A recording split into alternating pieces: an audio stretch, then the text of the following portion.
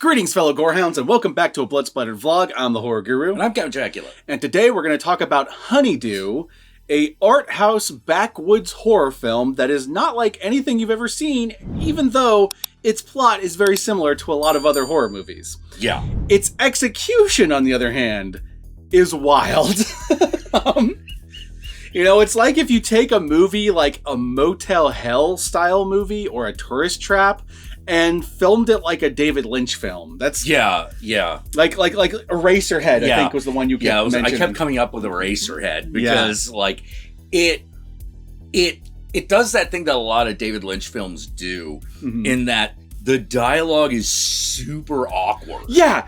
No one talks like a human being. Everyone's in this everyone's speaking this weird, awkward cadence that you can tell is deliberate because everyone's doing it. Yeah, you know.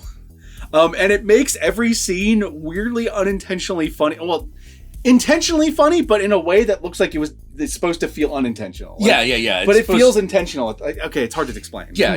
It's supposed to feel like it would be unintentional if it weren't a movie that you were watching. Yeah, exactly. The characters don't feel like they're intentionally being funny. Yeah.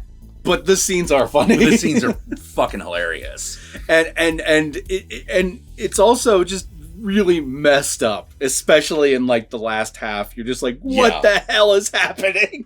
Yeah. Do you know those another, if you want to know like the kind of where the sort of like tension comes from, if any of y'all remember Ren and Stimpy, occasionally, particularly in that first season, there would be a time when a character would do something and it would be like normal for that world. Yeah. But all of a sudden that theremin music would start playing and you'd be like, woo. It's just like a guy like standing there buttering toast. Yeah. You know, and you're just like, what was that? They make the most mundane things be disturbing and gross. Yeah.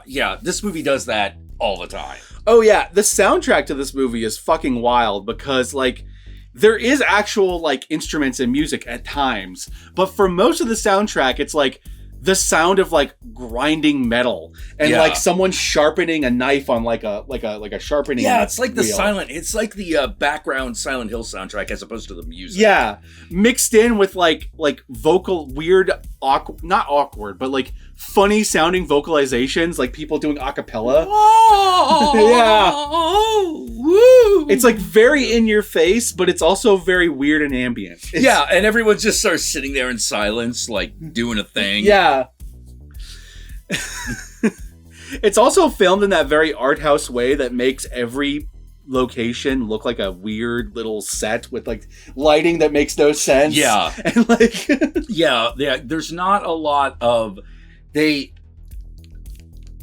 movie will not use motivated lighting when it can use dramatic lighting. Yeah. And it will use the most dramatic lighting possible, even if it's a funny scene. Yeah. But it doesn't get into color saturation. No. It's literally just it's that really awkward like using a cold light source using a warm light source at night. Oh yeah. And using a cold light source during the day. Like I kept thinking to like the scene where they walk into that kitchen, right? And there's that weird blue light that's on the table, but it looks like moonlight. Yeah. But there's no windows.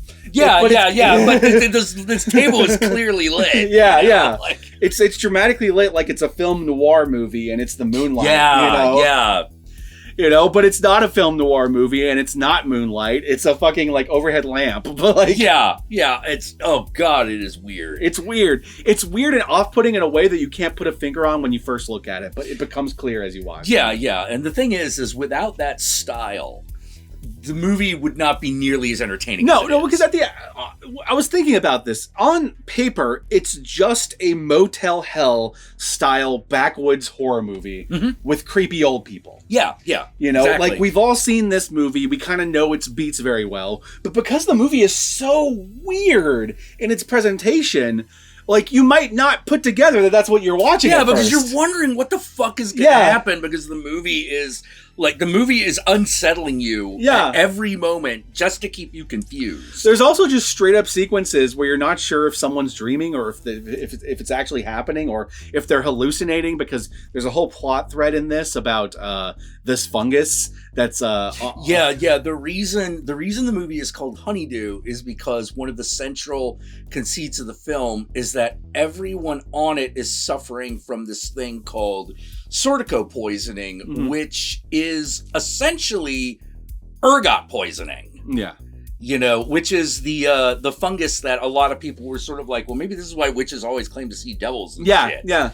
You know, and so someone was like, well, what would that be like in modern America? Yeah. You know, what would happen if we were just like in the out in the middle of fucking nowhere America, and what would they be like? And that's part of the premise, because everyone in the movie is high. Yeah, they're all like slowly losing their grip on reality, and so you're sitting there going like, I can't tell if any given scene has become a dream sequence, a hallucination, or just the movie being metaphorical. Yeah, because another thing is that it turns out that like a lot of one of the results of like long-term ergot poisoning is these open sores will start to like form on you, and so a lot of people in the Middle Ages just thought it was leprosy. Absolutely. You know, absolutely. But I'll say this, like, if anything we're saying right now like sounds remotely like we're criticizing the movie, I love this movie. Oh no, this movie was great. How weird it is. I love how gross and fucked up it gets. I love how surreal it gets at times. Yeah. Well, the movie is more nauseating. Oh yeah. Than it is. It's grotesque in a nauseating way as opposed to like a bloody way. Yeah. Well, there are parts where it gets a little bloody towards the end, but like it's mostly just gross. Like, yeah. like Friday the 13th is like, those are like bloody movies. Yeah, exactly. But this is more like, oh. Yeah. Like, you know how like in Ren and Stimpy, they'll do those like extreme close-ups on things that just make it all super gross. Oh yeah. I feel like this movie was doing the cinematic equivalent of that. It was the entire time it was doing that. SpongeBob did the same thing where it would like do these weird extreme close-ups of something that like you'll see like the individual pores on a person's face and it'll just make it look gross. Patrick, when was the last time you brushed your teeth? Yeah, exactly. Which SpongeBob got that from Ren and Stimpy. Yeah, they did. And this movie does that same thing. Yeah, whatever the live action equivalent of that is, it does it all the time, where it's just like, because you know how in movies, like you see someone cooking like a steak, right? Like in movies, steaks always look fucking delicious. You're watching someone cook it, and just the act of seeing it like sizzle and all that stuff. Yeah, you got a nice, either like a nice yellow or slightly red light. Yeah. You make it look nice and pristine. It looks like you want to eat a steak. You know, it's like a fucking steak commercial every time. Like a great example of that is like fucking like Hannibal. Everything he cooks in that show looks delicious. Yeah. Even though it's people. Yeah.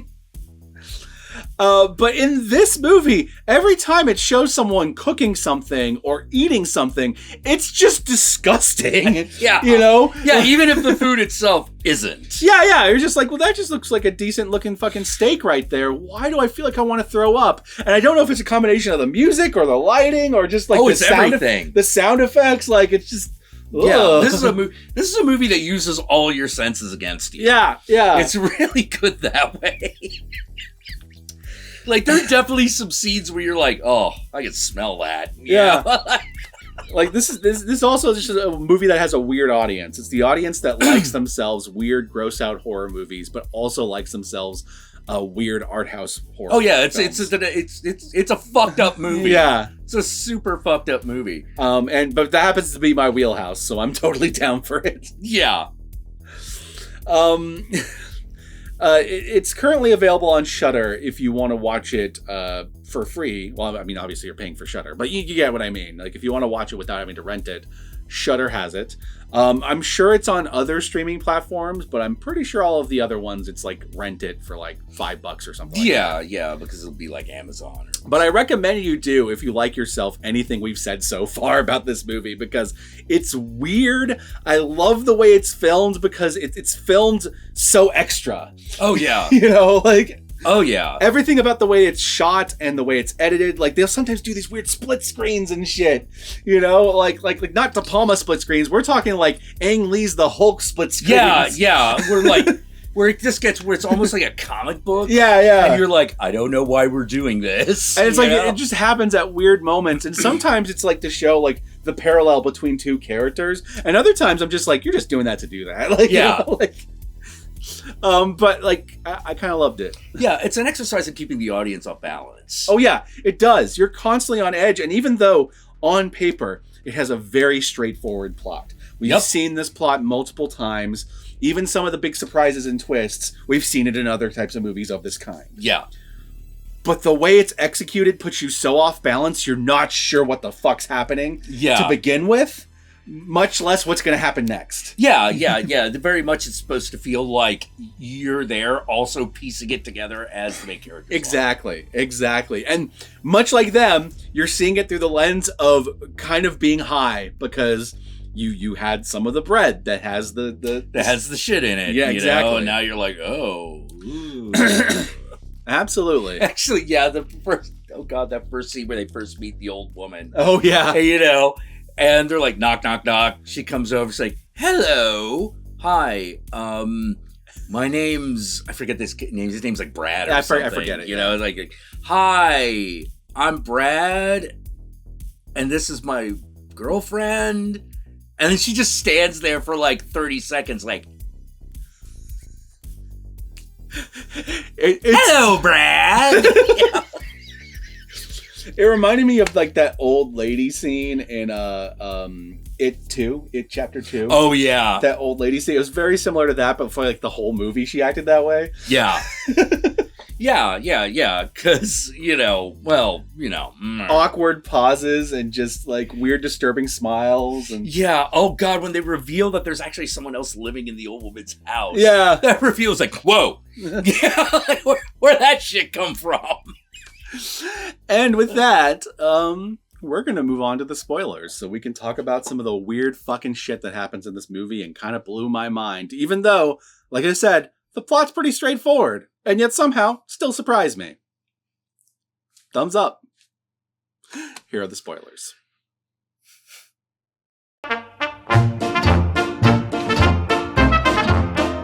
Yeah, the first scene where they reveal Goonie was really good. Oh, God, yeah. Because the entire time, like, there's like these Popeye cartoons playing in the background. You don't know why. You just, all right, somebody left television on. Yep. You know, and when one character goes into the kitchen, it turns out there's a guy, a morbidly obese dude with like, obviously something has gone wrong with him. He's got bandages all over his head and he's like, his legs are all fucked up and you're like, what's going on here? Yeah, and he's just like drinking like milk out of a big long tube. Mm-hmm. He's like, like that was the weird thing. Like that he was drinking milk out of a tube and it was just in this little jar of milk. And you're like, okay, that just seems okay. It's weird, but it's okay.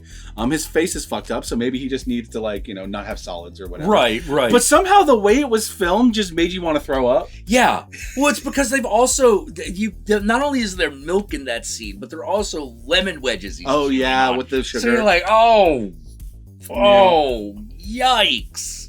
Like, that's not good combination. And he's obviously not all there. Like, he had some sort of massive head injury, and he's gone. And, like, you're told he got, like, hit in the head with a bull. Like, a bull. Yeah, a bull hit it, know, charged into him or something. Yeah. And you're like, okay, all right, whatever. And that's weird.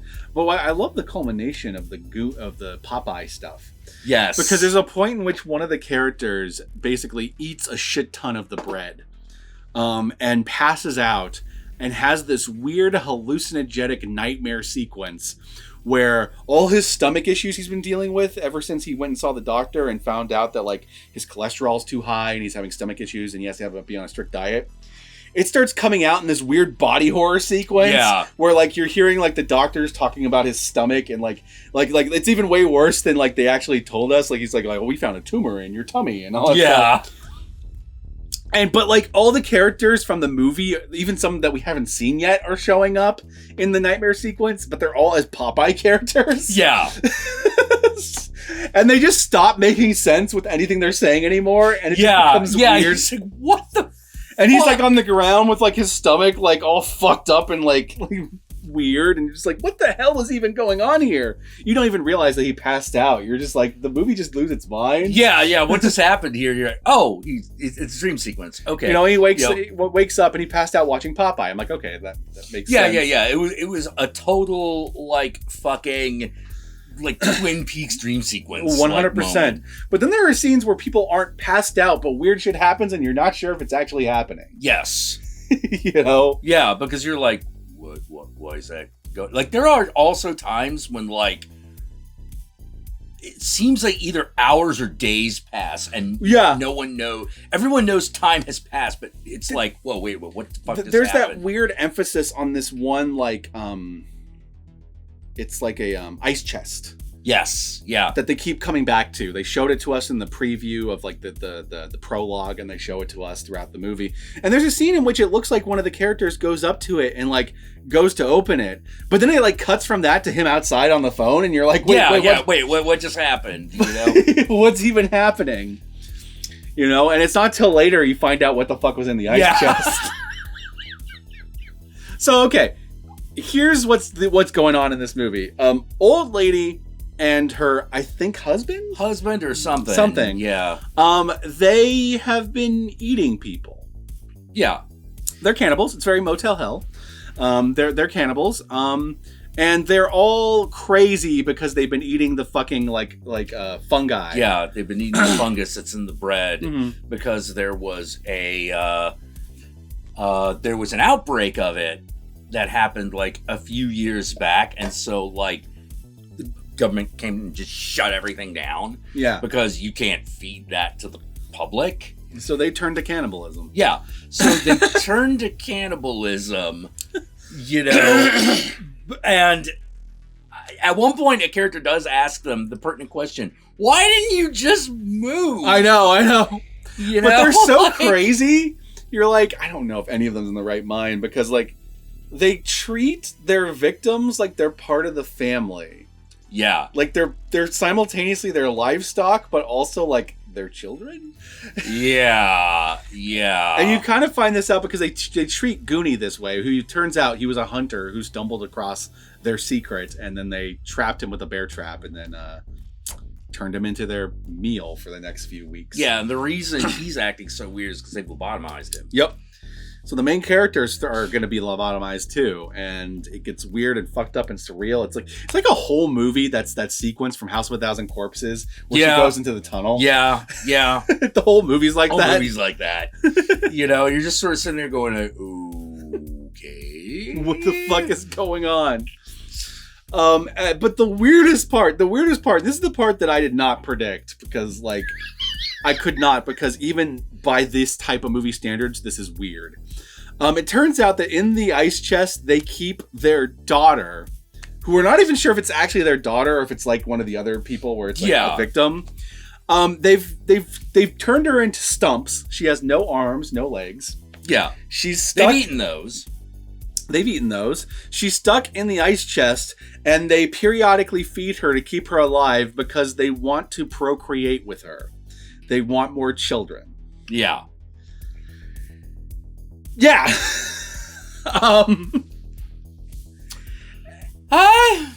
And this leads to the weird as fuck ending. Okay, so you get the whole like normal, like the characters convince the dude who's all lobotomized to help free them so they can escape, and they try to escape, and the old couple goes after them.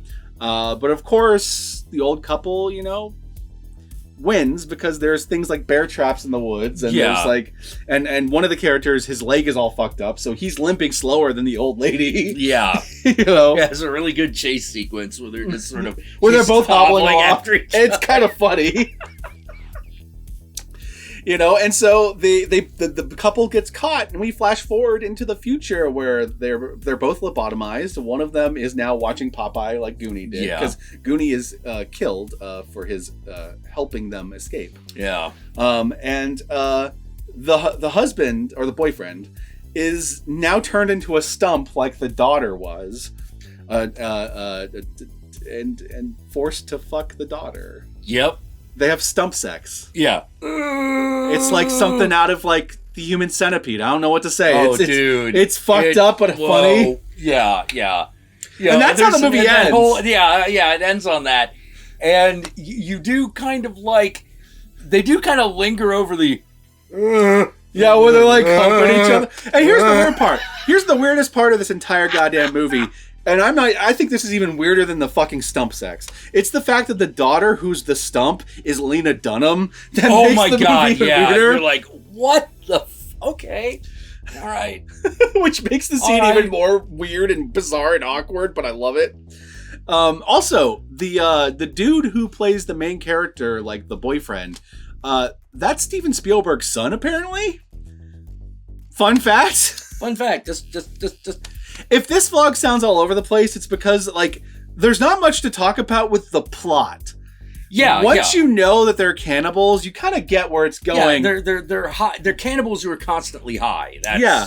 Once you know that they're cannibals, the plot's pretty fucking straightforward from that point up until you get to fucking stump sex. Yeah. But what's really weird about it is just the way it's done. Like it's filming, the cinematography, the soundtrack, the editing, everything about it is so not unlike any movie of its kind.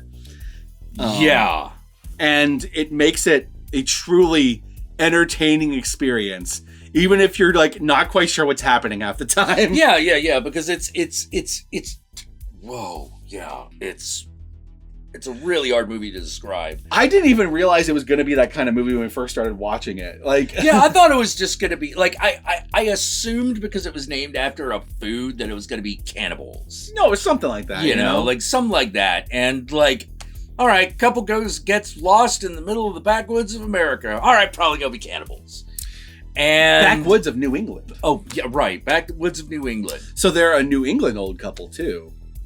Pepperidge Farm remembers. Yeah. And literally every time the husband opened his mouth, I kept going like, God damn it, he sounds exactly like sometimes dead is better. Sometimes dead is better. You know? Yeah. It's a really cool movie that way.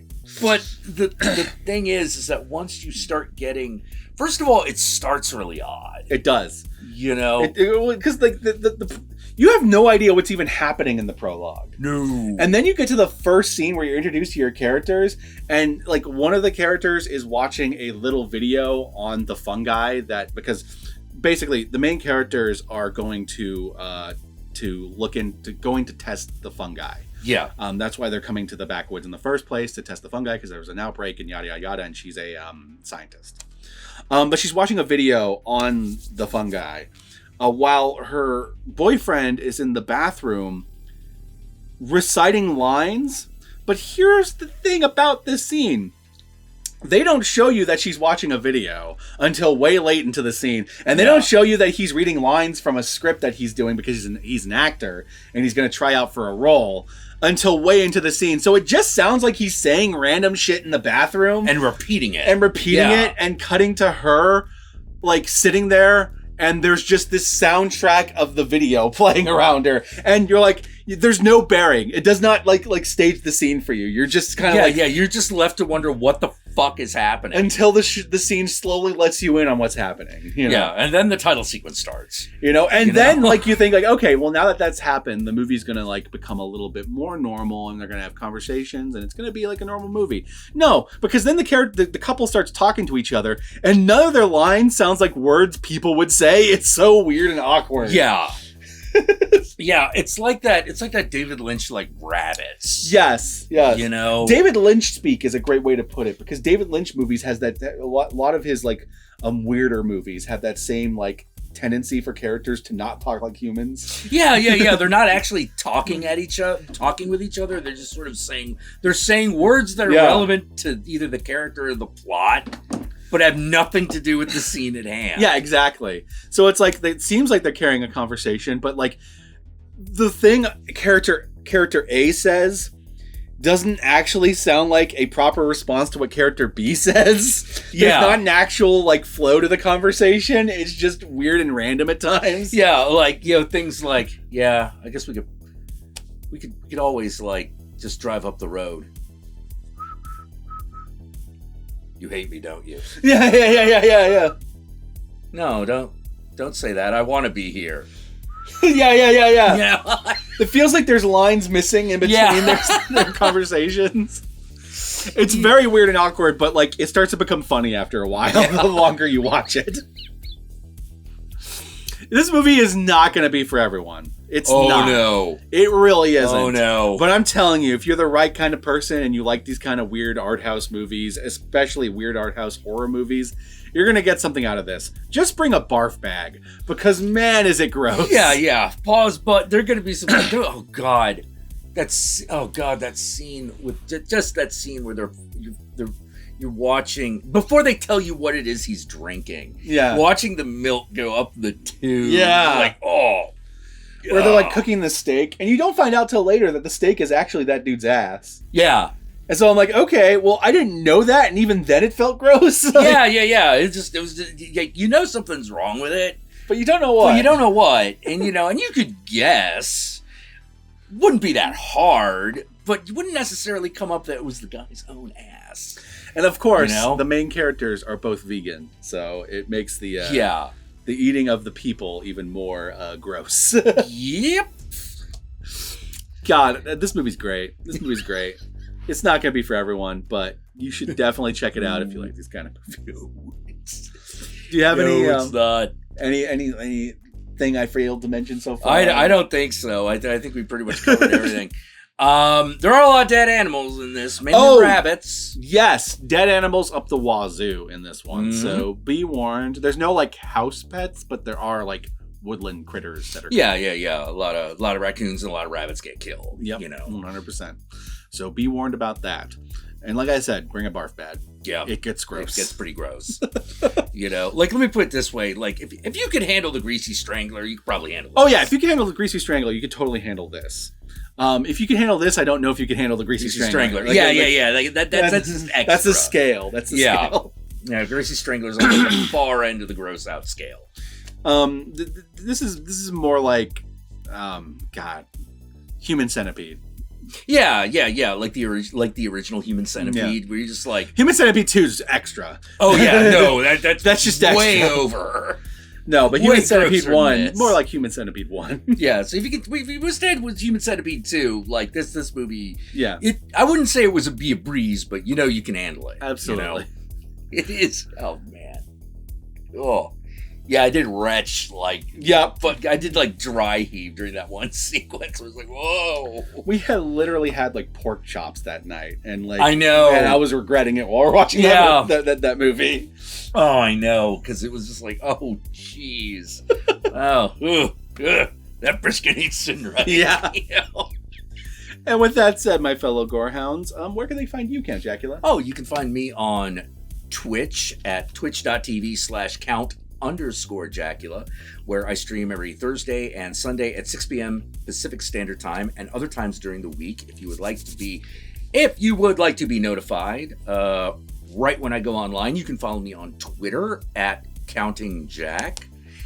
And if you want to stalk me on Instagram, you can go to Satanic Jackula, where I occasionally do memes and pictures of myself, my cat, all the important things in life. Great pictures of him just sitting on the toilet. Yeah, it's just toilet selfies. Toilet selfies. He's the master of toilet selfies. Mm-hmm. Yep, I really think that's going to take off. It's going to take off. It's going to be a thing. Mm-hmm. It's going to be a real thing, and it'll be the shit. It'll be yes, yeah. It'll be the absolute shit. And speaking of shit. How about you? Y'all know me. I'm the horror guru. I'm the shit. You can find me at the Horror Guru on Twitch, on Twitter, on Instagram, and Facebook. Just look up the Horror Guru or Blood Splattered Cinema, and I'll be there. Be sure to like, comment, and subscribe, and don't forget to ring that notification bell so you're notified of my videos immediately upon their upload. And if you'd like to help out either of us more directly, then be sure to check out our Patreon pages. And remember, if you decide to go the Patreon route, even $1 a month can go a long way. If you made it this far into the vlog, then I want you to comment below, and be sure to comment below with the hashtag fuckloaf. Fuckloaf? Yeah. All right. If you made it this far into the vlog, then I want you to put hashtag fuckloaf. That way I know, that way Jack knows, that way the world knows you watched this vlog all the way through. And don't worry, if it like flags your comment because you swore in it, I will approve it. It'll be fine. It's just whatever. And with that said, my fellow Gorehounds, we got one more weird-ass movie to vlog this week, and we're going to do that. So, peace out. This movie is the shiz. God damn it. Greatest comment. Oh, yeah. Best back in the day of video comments. Video responses. Yeah. I remember those. That was a good one. They got rid of those fast when it became a tool to fucking harass. Yeah. But I kind of miss them because I do miss stuff like that where I just get this random fucking like 12-year-old. This video is the shit. You know what the funny part is? Yeah. That kid's probably in his 20s now. Oh, yeah. No, he has to be because we've been going that long. Yeah. You know, like, I wonder what he's up to. If you happen to be the kid that made a video on my video saying this video is the shiz, then comment below and let me know that you're still out there. Yeah. Probably not. I guarantee you've stopped watching me a long time He's ago. moved on, but still, you know, mutant fan forever. So still my favorite fan.